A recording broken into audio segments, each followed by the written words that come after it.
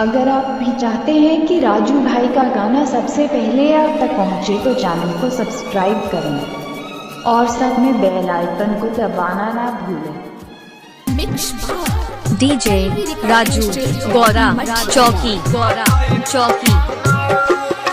हम तो भूलल तोहके चाही बाकी भूल न तोहके पाई हो मितवा।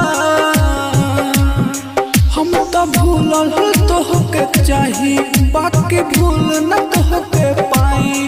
एगो हुनर तनी हमर के सीखै तू हो। हमरा बिना कैसे रहेलू बताई तू हो है। हमरा बिना कैसे रहेलू बताई तू हो।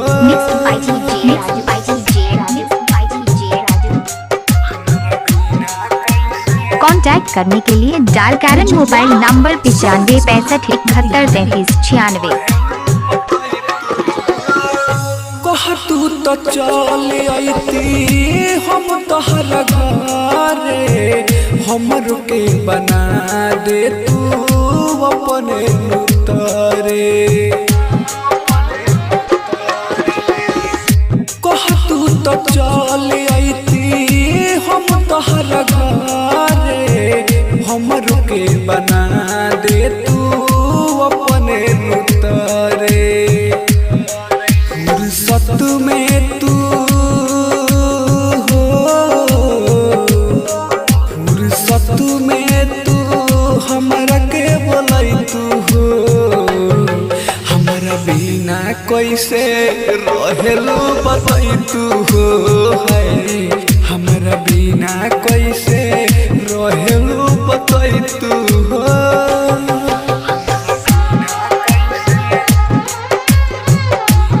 ऐसे ही गाने सुनने के लिए चैनल को सब्सक्राइब करें और बेल आइकन को दबाना ना भूलें और वीडियो को लाइक कर देना।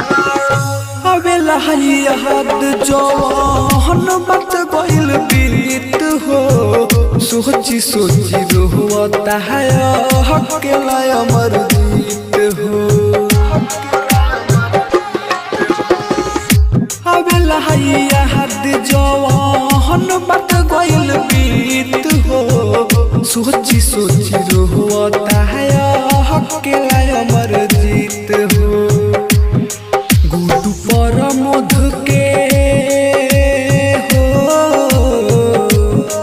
गुडू पर मध के आके देखै तू हो। हमरा बिना कैसे रहेलू बताई तू हो है।